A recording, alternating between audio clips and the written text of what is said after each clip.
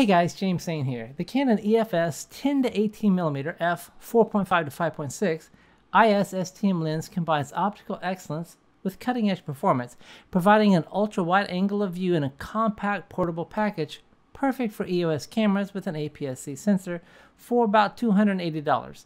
STM is stepper motor technology and is developed with video in mind because they are silent and focusing, as opposed to the professional USM, the ultrasonic motor. While the USM is a little faster, it's nearly silent. So USM is geared more towards photographers. Now, if you have a T3i or older, then STM is not supported. However, all EOS cameras are. Now, one drawback is that it only opens up to f4.5 at 10mm. Now, there is a Canon 10 to 22mm f3.5 lens for about $200 more. However, it's USM, which you'll hear if you're using a camera microphone. Also, the other big disadvantage of the 10 to 22mm is that there's no image stabilization. The 10 to 18mm lens has built-in IS in the lens, which is a huge advantage for handheld video or vlogging. Additionally, the lens only weighs 8.46 ounces, making it the perfect Canon lens for a handheld video or vlogging. Now, I'll use this together with the SwitchPod to give you an idea of what you can expect in your videos. So let's get to those examples.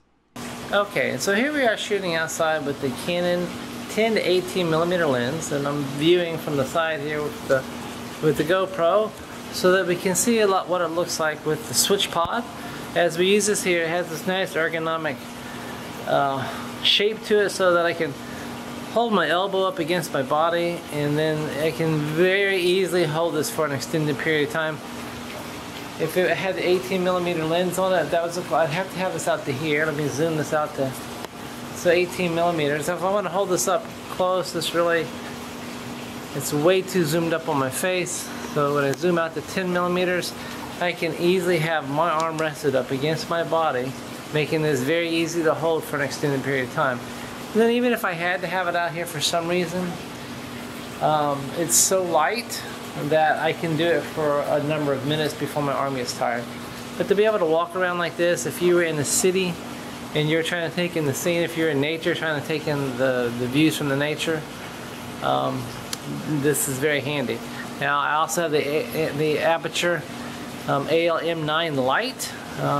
It doesn't have the exact output on it. It's plus to increase the brightness, minus to decrease the brightness. But it makes me where I'm shooting, let's see here, so an ISO 320. So shooting at 4.5, that's the drawback of this lens, that it's a slow lens. It only opens up to f4.5, but it's relatively inexpensive. I have to double check the price, around 300 bucks. A great lens for vlogging. For the Canon lenses, I'm using the 90D, which is lighter than the 80D, so not too hard to hold for an extended period of time. Alright, so as we're inside, this one room is dark, the kitchen's bright behind me. Oh, so the kitchen, I got the kitchen behind me. Oh, puppy. So, funny thing, my wife's over there. When we first started dating, I sent her pictures. I said, hey, look at my hardwood. Oh, little girl, she can bark, that's okay. I said, look at my beautiful hardwood floors. And she looked at the picture and her comment was, you have wallpaper in your kitchen? Yes, I have wallpaper in my kitchen. So it's beautiful country. Yeah, it's horrible. I mean, it's horrible wallpaper. So here I am in a lit kitchen. I'm at 10mm. Oh, dinner's ready, so I'm gonna have to break. Oh, she wants some food. As I walk back in here into a dark room, so whatever this room is, it's supposed to be a formal living room.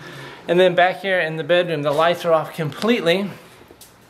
So this Amron AL-M9 light does a great job of, it's very light, it adds very little weight to the setup here, but this is what it looks like inside with very, very dim lighting. Let's look at another situation. Alright, so here we are filming truly at dusk, about 8 o'clock. So this is with the Canon 10 to 18mm lens, set at f4.5. Now I do have it on with the Amron AL-M9 light. Because it's dark out here, we'll try turning off the light. And this lens is a slow lens, one of the drawbacks, but it has image stabilization. It's very light. It's easy to carry this lens around. Let me try turning off the light here. See what this looks like. All right, well, it's raining, so I can't go out into the light too much because I don't want to get wet. But here we are, f4.5, 10mm lens. You need a light if you're in dark situations. Let's get the light back on. All right, and so this is not at full power.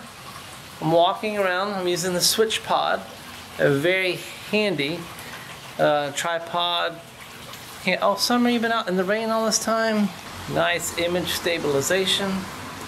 Not the fastest lens, but it's not a very expensive lens.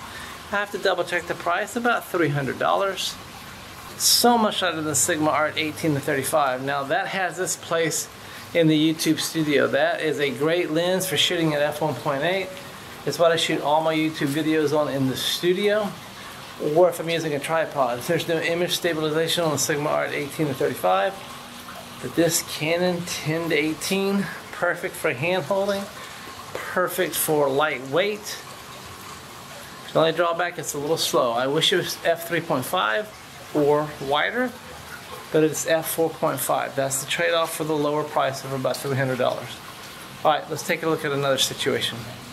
Alright, so my final thoughts on the Canon 18-10mm IS STM lens. It is a perfect lens for videotaping yourself, for vlogging. It has the built-in image stabilization, which is huge. It's only $300. It's a very lightweight lens. It's very easy to hold for any extended period of time. And it's huge that it has the image stabilization. Really nice, lightweight. I highly recommend it. The only other choice would be the Canon 10-22mm lens, which to me, it's not really a choice because it doesn't have image stabilization, aside from the fact that it's $200 more expensive. So the Canon 10-22mm, it's a USM lens, so it's a noisy autofocus. It's $200 more. The only benefit is that it does open up to f3.5, as opposed to this one's just f4.5. Really geared more towards photography, not so much towards videotaping yourself. The drawback, it only opens up to f4.5, but hey, I'm out here shooting outdoors. I had to put a neutral density filter on just so I could shoot at f4.5. So it works great. The only drawback, if you were shooting in low light photography, low light videography, you would have to put a light on the camera, or you'd have to use some external light source. But that's not really too big of a challenge. There's so many lightweight lenses made. I'm sorry, there are so many lightweight lights that you can mount on your camera. For 45, 50 bucks, you could easily achieve that if you're videotaping in a low light situation. So I 100% recommend this lens. Great price, great image stabilization, great in its lightweight. Can't go wrong with this lens. All right, thanks so much. If you liked the video, if you found it interesting or helpful, hit the like button. I would greatly appreciate that. And consider subscribing to my channel and turn on notifications so that you don't miss when the next video comes out. All right, thanks so much, and we'll talk to you on the next video.